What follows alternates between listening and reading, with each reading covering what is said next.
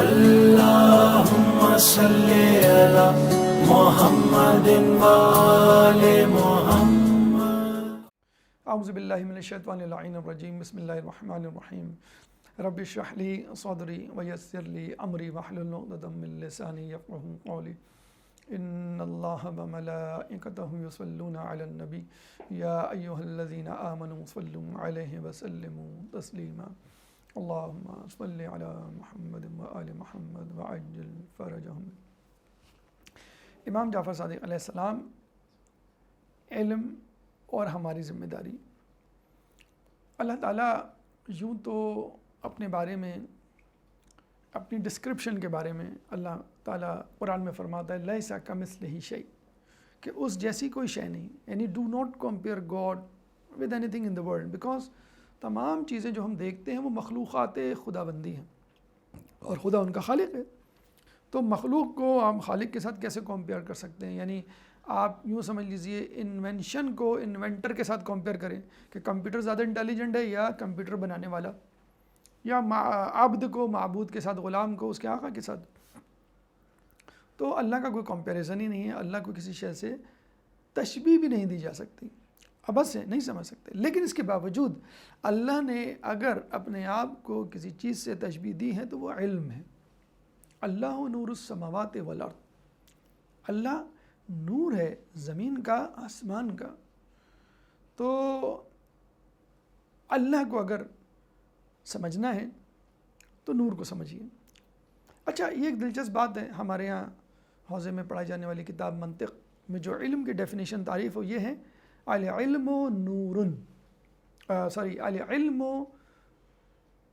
صور الاشیاء فی العقل. عقل میں کسی شے کا تصور علم کہلاتا ہے. مثلا میں کہتا ہوں درخت، تو آپ کے ذہن میں درخت کی تصویر آ جاتی ہے. میں کہتا ہوں سمندر، عقل میں سمندر کی تصویر آ جاتی، آسمان، آسمان کی تصویر آ جاتی. لیکن دیکھیں، یہ تو وہ چیزیں ہیں جو ہم نے دیکھی ہوئی ہیں. جو چیزیں ہم نے دیکھی نہیں، اس کی تصویر ذہن میں آنا بڑا مشکل کام ہے. جیسے میں کہتا ہوں مریخ، مریخ تو آپ نے نہیں دیکھا. چاند ٹھیک ہے آپ نے دیکھا، سورج آپ نے دیکھا، ستارے آپ. مریخ، اب مریخ کی تصویر بھی اگر آئے گی نا تو وہ چاند، ستاروں، سورج جیسی آئے گی، لیکن کلیئر نہیں آئے گی. وہ اس لیے آئے گی کہ جس طرح یہ ستارے سیارے، مریخ بھی ایک سیارہ ہے.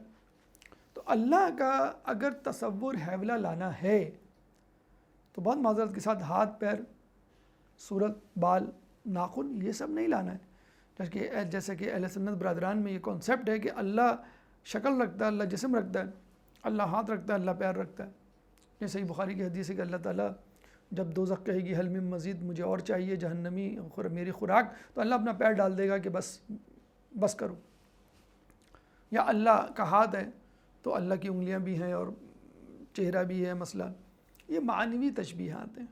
تو اللہ جسم نہیں رکھتا، اللہ انسان کی طرح ہاتھ پیر نہیں رکھتا.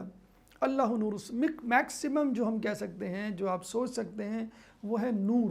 اگر اللہ کا نام آئے تو اس کے ساتھ ایک نور کا حیولہ، نور آ جائے آپ کے ذہن میں، دیٹس اٹ. اتفاق کی بات یہ ہے کہ علم کے لیے بھی یہی کہا گیا. حدیث مبارکہ میں ہے العلم نورن، علم نور ہے. اس کے بعد اہل بیت کی ہم بات کریں تو رسول اللہ فرماتے ہیں انا و علی من نور واحد، میں اور علی ایک ہی نور سے بنے ہوئے ہیں، ایک ہی نور سے آئے ہیں. اللہ نور، علم نور، اہل بیت نور.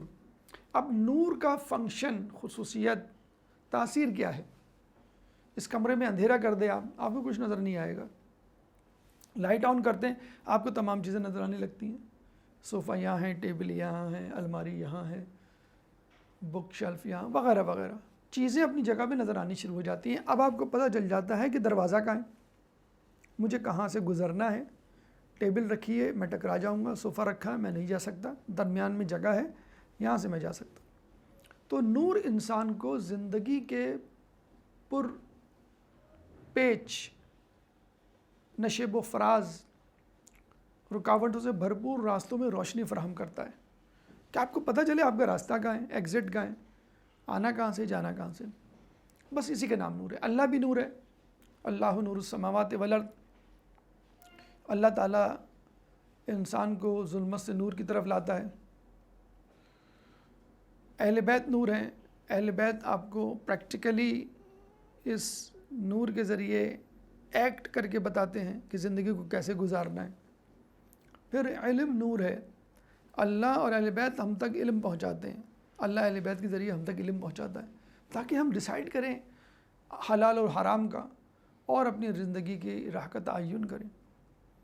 اب آئیے اس طرف کہ علم کے حوالے سے امیر المومنین حضرت علی ابن ابی طالب علیہ السلام تو واقعی مشہور ہے ہی سلونی کے دعوے دار، اور تمام تر خصوصیات میں رسول کے بعد مولا علی کی ذات مبارکہ آخری سرچشمہ ہے رسول کے بعد. اس کے بعد اگر علم کے حوالے سے کوئی ہستی، کوئی اہل بیت، کوئی امام مشہور ہوا ہے تو وہ امام جعفر صادق علیہ السلام کی ذات مبارکہ ہے. ہم علی کے بھی ماننے والے ہیں، حسن و حسین کے بھی، امام باقر، امام جعفر، امام زین العابدین وغیرہ وغیرہ تمام 12 کے ماننے والے ہیں. لیکن ہم مشہور ہیں دنیا میں کس نام سے؟ جعفری، فقہ جعفری کے ماننے والے.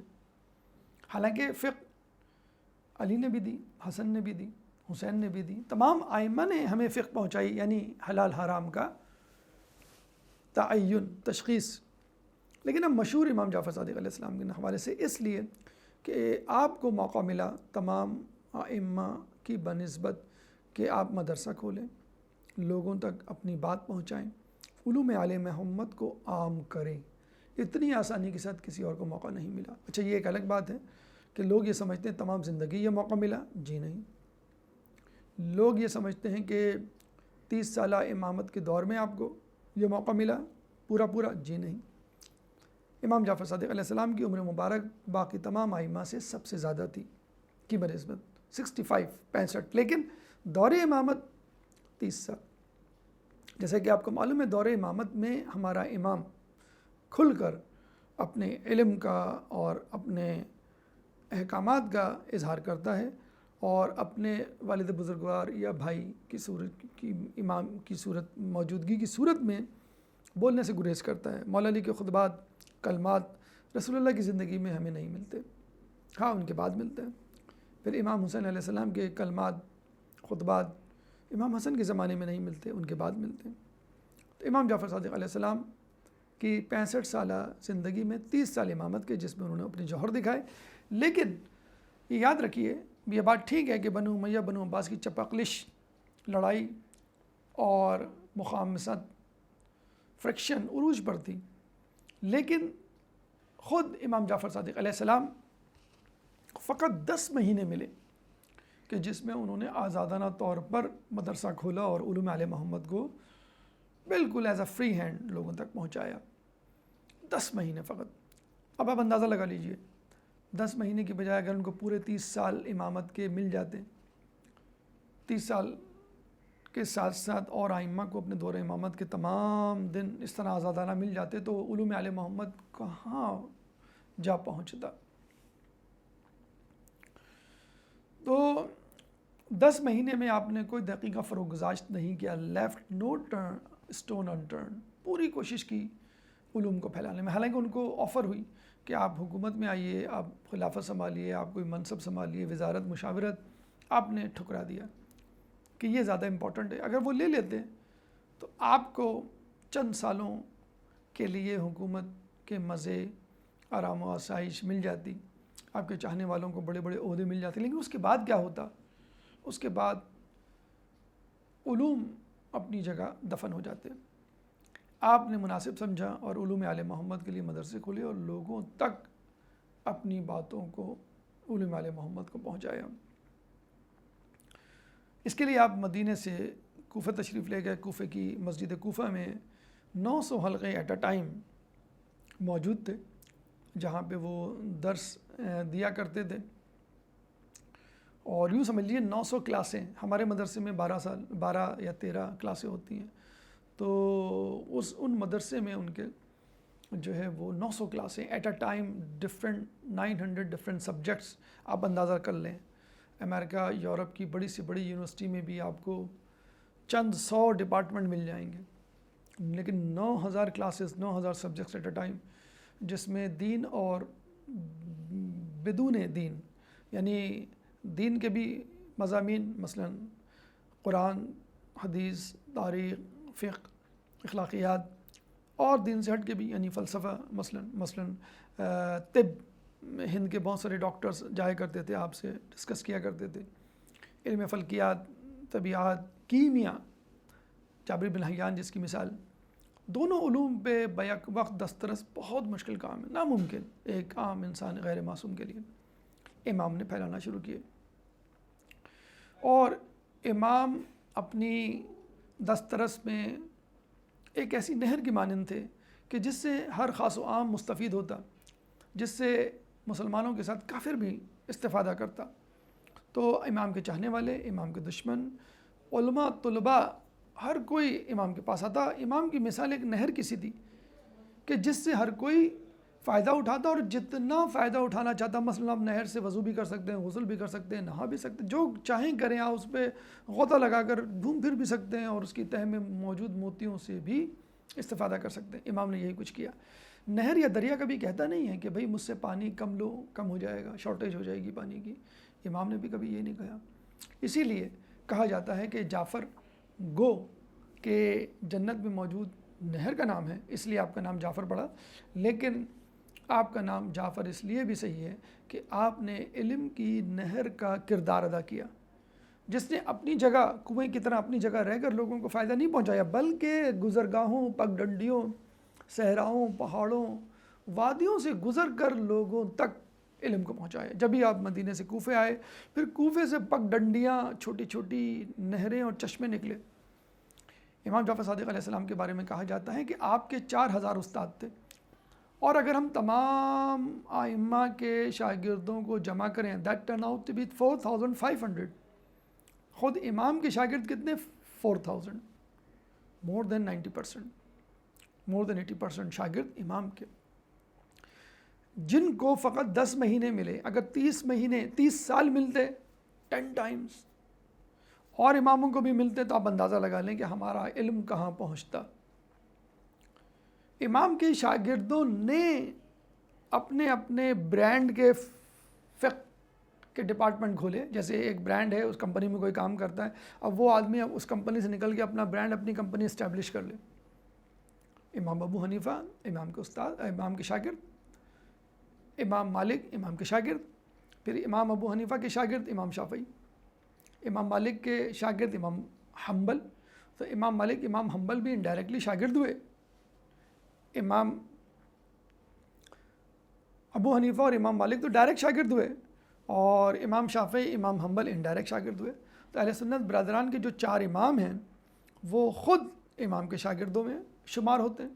اگر ہم سے کوئی آبجیکشن کرتا ہے ہم پر کہ بھئی آپ ان 4 میں کیوں نہیں شامل ہو جاتے، تو ہم کہیں گے آپ کو امام جعفر کے فقہ میں شامل ہونا چاہیے، کیونکہ استاد زیادہ مستند ہے، عقلی طور پر سزاوار ہے کہ اس سے علم حاصل کی جائے بنسبت اس کے شاگردوں سے۔ اگر آپ کو آپشن دیا جائے آپ کو میتھس پڑھنا ہے، میتھ کے ٹیچر سے پڑھیں گے یا میتھ کے ٹیچر کے اسٹوڈنٹ سے پڑھیں گے؟ آپ میتھ کے ٹیچر سے پڑھیں گے، کیونکہ غلطی کا امکان کم ہے۔ ہمارے نزدیک تو غلطی کا امکان ہے ہی نہیں معصوم ہونے کے ناطے۔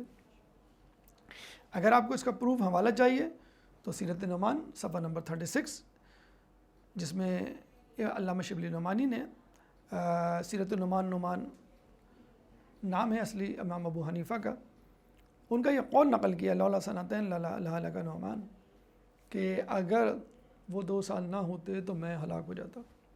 کون سے 2 سال؟ جو انہوں نے امام جعفر علیہ السلام، امام باقر علیہ السلام کی شاگردگی میں گزارے۔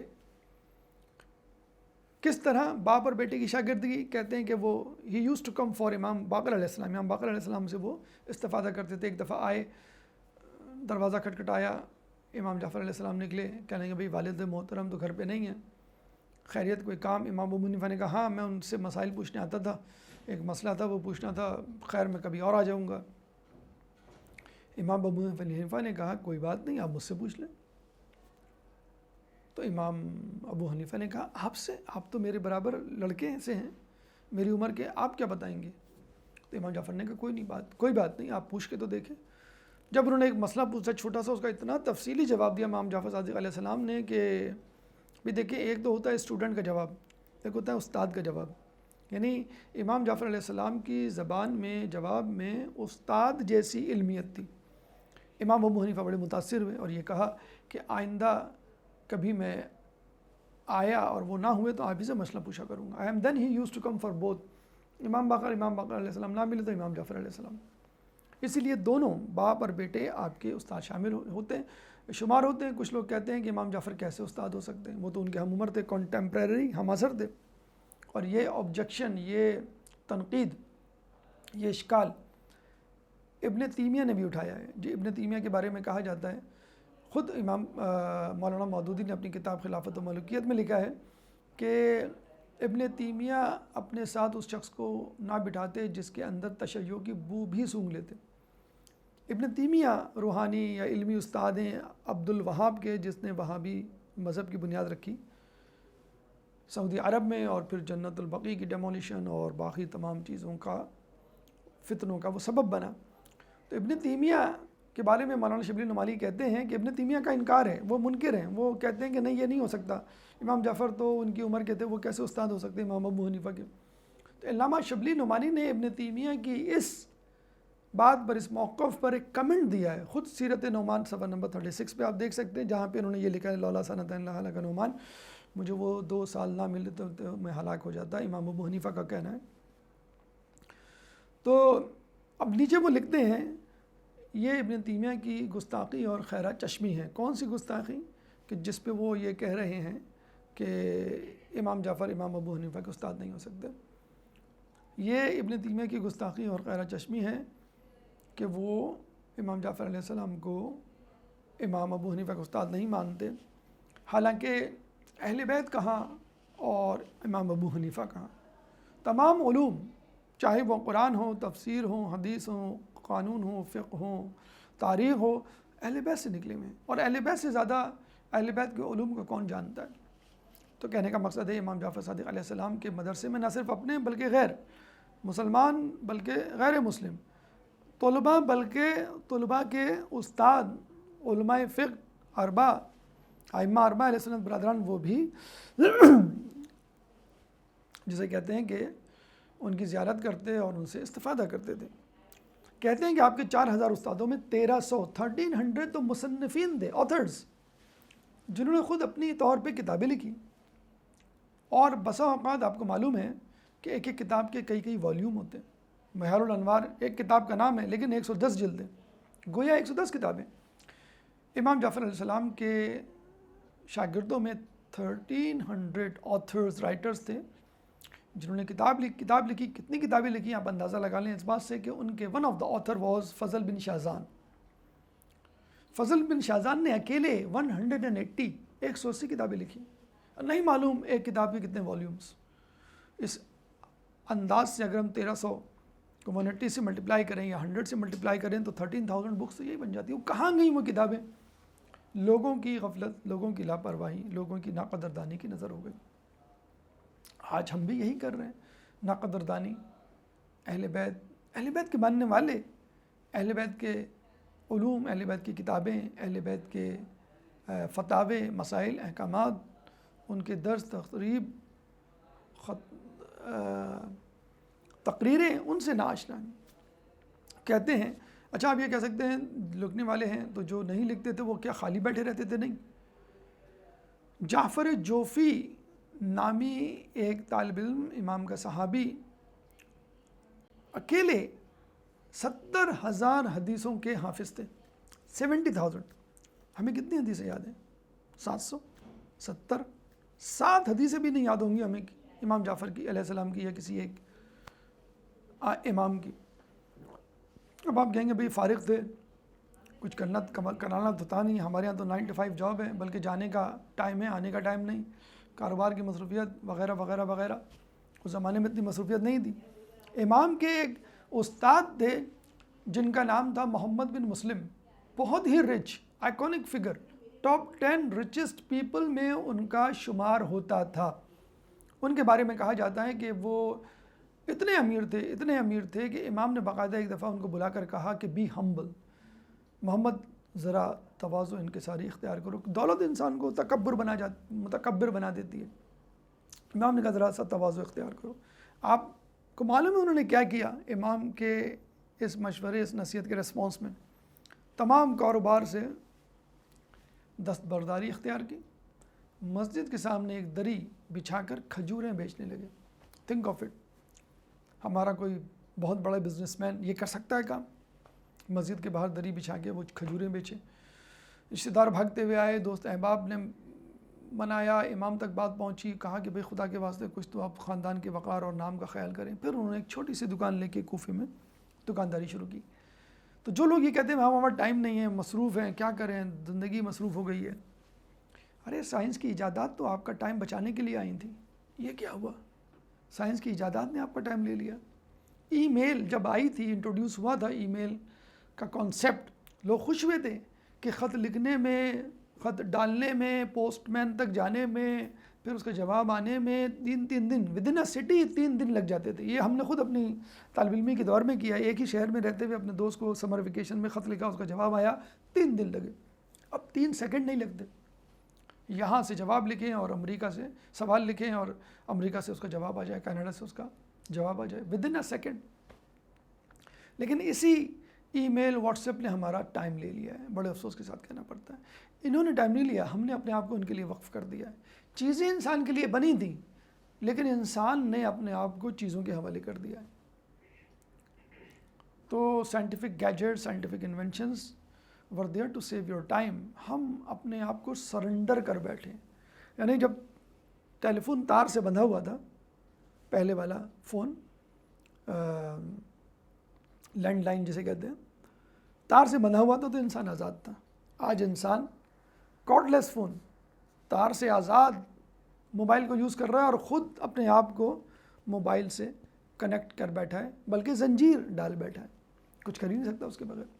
بہرحال کہنے کا مقصد یہ ہے کہ امام جعفر صادق علیہ السلام کے شاگردوں میں 70,000 حدیثوں یاد کرنے والے بھی تھے، اور ایسے بھی لوگ تھے جو امیر ترین تھے اور جن کو 40 ہزار حدیثیں یاد تھیں۔ محمد بن مسلم کو جو one of the richest person in the world at that time تھے، 40,000 ریچسٹ، جیسے ایلن مسک، جیسے جیف بیزوس، جیسے بل گیٹس، ٹاپ 5 ٹاپ 10 میں جن کا شمار ہوتا تھا۔ کہتے ہیں کہ قیامت میں ایک شخص کو لایا جائے گا اور کہا جائے گا کہ تم نے دین پہ عمل کیوں نہیں کیا، تم نے دین کا علم کیوں نہیں حاصل کیا؟ وہ کہے گا میں بہت مصروف رہتا تھا۔ سلیمان علیہ السلام کو اس کے سامنے حاضر کیا جائے گا۔ سلیمان علیہ السلام نہ صرف انسانوں بلکہ جنوں، بلکہ جانوروں، بلکہ جنات پر بھی حکومت کرتے تھے۔